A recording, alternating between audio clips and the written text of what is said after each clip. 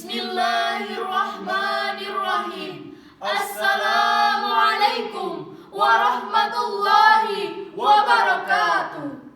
Alhamdulillahirabbil alamin. Assalatu wassalamu ala asrofil anbiya'i wal mursalin Sayyidina wa maulana Muhammadin wa ala alihi wa sahbihi ajmain. Amma ba'd. Seperti pepatah mengatakan, tak kenal maka tak sayang. Izinkan kami memperkenalkan diri. Perkenalkan, nama saya Ervina Apriliana sebagai pensyarah. Saya Muhammad Ihza sebagai tilawah. Saya Siti Mufliah sebagai sari tilawah. Kami dari Universitas Muhammadiyah Banjarmasin. Hadirin yang berbahagia, dalam kesempatan yang baik ini, marilah kita panjatkan puji syukur kehadirat Allah Subhanahu wa Ta'ala, Tuhan yang Maha Pengasih lagi Maha Penyayang, yang tak pilih kasih, tak pandang sayang, yang nikmatnya tak terhitung, bahkan tak terbilang. Yang dengan nikmat tersebut kita dapat bersama-sama bisa berkumpul di tempat ini, bertatap muka, beradu pandang. Tak lupa kita sampaikan kehadirat kita kepada junjungan kita Nabi besar Muhammad sallallahu alaihi wasallam beserta keluarga, sahabat dan pengikut beliau ila yaumul masyir. Abu A'la Al-Maududi dalam bukunya The Prophet of Islam mengatakan, he's the only one example. Siapakah beliau? Yaitu Rasulullah Sallallahu Alaihi Wasallam merupakan contoh yang paling lengkap. Dalam dirinya terdapat kebesaran dan kemuliaan sifat manusia, kebesaran sifat Rasul, serta keberhasilan beliau dalam memimpin negara telah tercatat dengan rapi dan indah dalam sejarah peradaban manusia, sehingga wajar kehebatan beliau diabadikan oleh Michael Hart dalam bukunya, yaitu 100 orang yang sangat berpengaruh dalam sejarah. Dia menempatkan Nabi besar Muhammad sallallahu alaihi wasallam pada ranking yang pertama. Kebesaran sifat Rasul sebagai seorang pemimpin yang selalu mengutamakan kepentingan rakyat, menjunjung tinggi akhlakul karimah, pada akhirnya mampu merubah masyarakat yang biadab menjadi beradab, masyarakat yang berseteru menjadi satu, dan masyarakat yang menyembah berhala menjadi menyembah Allah Ta'ala.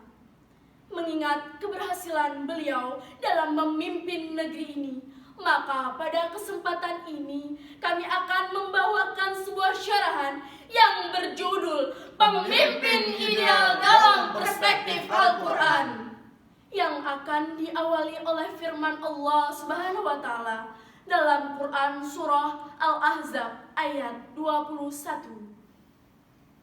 A'udzu billahi minasy syaithanir rajim.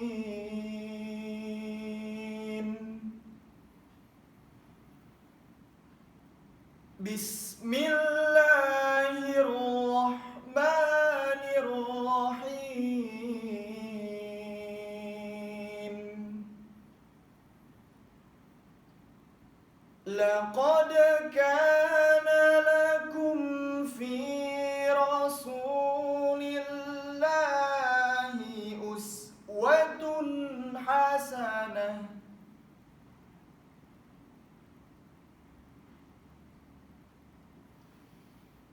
Laqad kana lakum fi rasulillahi uswatun hasanah liman kana yarjullaha wal yawmal akhir wa dzakarallaha katsira. Aku berlindung kepada Allah dari godaan syaitan yang terkutuk dengan menyebut nama Allah yang Maha Pengasih lagi Maha Penyayang. Sesungguhnya telah ada pada diri Rasulullah itu suri tauladan yang baik bagi bagi orang yang mengharap rahmat Allah dan kedatangan hari kiamat, dan dia yang menyebut nama Allah. Hadirin yang berbahagia, dalam ayat ini dapat kita ambil kesimpulannya bahwa Rasulullah SAW merupakan figur yang paling patut kita teladani, termasuk dalam hal kepemimpinannya. Sebab beliau SAW merupakan sosok seorang pemimpin yang ideal, yang sangat berhasil dalam sejarah dunia, bahkan menjadi rahmatan linnas dan rahmatan lil alamin. Hadirin yang kami hormati, pada dasarnya setiap manusia adalah seorang pemimpin, minimal dapat memimpin dirinya sendiri. Hal ini sebagaimana ditegaskan dalam sabda Rasulullah SAW yang maknanya sebagai berikut. Ingatlah, setiap kamu adalah seorang pemimpin yang akan diminta pertanggungjawabannya tentang kepemimpinannya. Seorang suami adalah pemimpin keluarganya, dan ia akan dipinta pertanggungjawabannya tentang apa yang dipimpinnya. Wanita adalah pemimpin bagi suami dan anak-anaknya, dan ia akan diminta pertanggungjawaban tentang apa kepemimpinannya.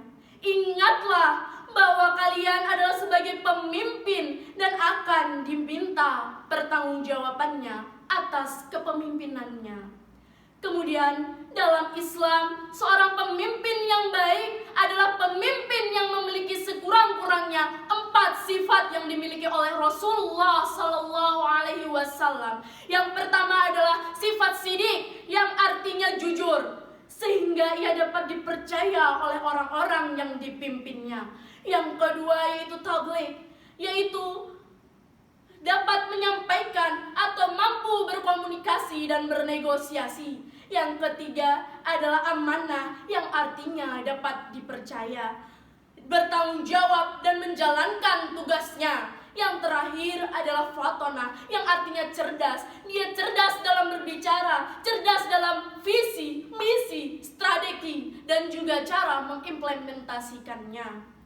Kemudian juga dikenal ciri pemimpin Islam, di mana Nabi Muhammad SAW pernah bersabda, pemimpin suatu kelompok adalah pelayan kelompok tersebut. Oleh sebab itu, pemimpin hendaklah ia melayani, bukan dilayani, serta menolong orang yang maju. Dr. Hisham Yahya At-Thalib tahun 1991 mengatakan ada beberapa ciri penting yang menggambarkan kepemimpinan Islam. Yang pertama dan yang paling utama adalah setia kepada Allah Subhanahu wa Ta'ala. Pemimpin dan orang-orang yang dipimpin terikat dengan kesetiaan Allah Subhanahu wa Ta'ala. Yang kedua yaitu tujuan Islam secara menyeluruh. Di sini yang dimaksud adalah pemimpin melihat tujuan organisasi bukan saja berdasarkan kepemimpinan kelompok, tetapi juga dalam ruang lingkup kepentingan Islam yang lebih luas. Yang ketiga yaitu berpegang pada syariat dan akhlak Islam. Pemimpin terikat dengan peraturan Islam dan boleh menjadi pemimpin selama ia berpegang teguh pada perintah syariah. Dalam mengendalikan urusannya, ia harus patuh kepada adab-adab Islam, khususnya ketika berurusan dengan golongan oposisi atau orang-orang yang tak sepaham. Yang terakhir atau yang keempat adalah pengemban amanat. Pemimpin menerima kekuasaan sebagai amanah dari Allah Subhanahu wa Ta'ala yang disertai oleh tanggung jawab yang besar. Al-Quran memerintah pemimpin melaksanakan tugas untuk Allah Subhanahu wa Ta'ala, seperti firman Allah Subhanahu wa Ta'ala dalam Quran surah Al-Hajj ayat 41. Alladzina makkannahum fil ardi aqamus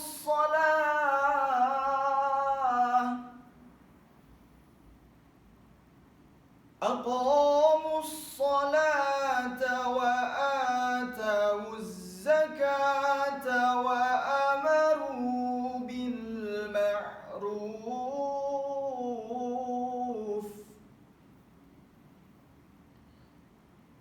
وأمروا بالمعروف ونهوا عن المنكر ولله عاقبة الأمور صدق الله العظيم. Yaitu orang-orang yang jika kami teguhkan mereka di muka bumi, niscaya mereka mendirikan sholat, menunaikan zakat, berbuat yang ma'ruf dan mencegah kemungkaran. Dan kepada Allah lah kami kembali segala urusan. Maha benar Allah dengan segala firman-Nya. Hal ini yang perlu diperhatikan adalah adanya prinsip-prinsip dasar dalam kepemimpinan Islam, yaitu musyawarah, keadilan, dan juga kebebasan dalam berpikir. Secara ringkas, kami ingin mengemukakan bahwasannya pemimpin Islam bukanlah pemimpin tirani dan tanpa koordinasi, tetapi ia berdasarkan dirinya dengan prinsip-prinsip Islam, bermusyawarah dengan sahabat-sahabatnya secara objektif dan penuh rasa hormat, membuat keputusan seadil-adilnya, dan berjuang menciptakan kebebasan dalam berpikir. Pertukaran gagasan yang sehat dan bebas, saling kritik dan saling menasehati satu sama lain sedemikian rupa, sehingga para pengikut atau bawahannya merasa senang mendiskusikan persoalan yang menjadi kepentingan dan tujuan bersama. Pemimpin Islam bertanggung jawab bukan hanya kepada pengikut atau bawahannya semata, tapi jauh lebih penting adalah tanggung jawab kepada Allah Subhanahu wa Ta'ala. Kemudian perlu dipahami bahwa seorang muslim diminta memberi nasihat bila diperlukan, sebagaimana hadis Nabi Sallallahu Alaihi Wasallam yang berbunyi, kepada siapa? Beliau menjawab, kepada Allah Subhanahu wa Ta'ala, kitab-kitabnya, rasulnya, pemimpin umat Islam, dan kepada masyarakatmu. Hadirin yang kami hormati dan hadirin yang kami muliakan, sebagai akhir dari syarahan ini dapat kami simpulkan bahwa seorang pemimpin adalah pengemban amanah. Oleh karena itu, pemimpin harus bercermin dan mengambil cara dan strategi Rasulullah dalam memimpin negeri ini yang amanah, yaitu selalu mengutamakan kepentingan rakyat dan mengutamakan akhlakul karimah dalam memimpin masyarakatnya. Seperti inilah pemimpin yang kita harapkan. Mudah-mudahan di masa yang akan datang kita dapatkan pemimpin yang kita harapkan, agar masyarakat kita bisa mapan penuh dengan keridhaan Allah Subhanahu wa Ta'ala. Amin, amin ya Rabbal Alamin. Demikian syarahan Quran yang dapat kami sampaikan. Semoga bermanfaat. Salah hilaf mohon dimaafkan. Assalamualaikum warahmatullahi wabarakatuh.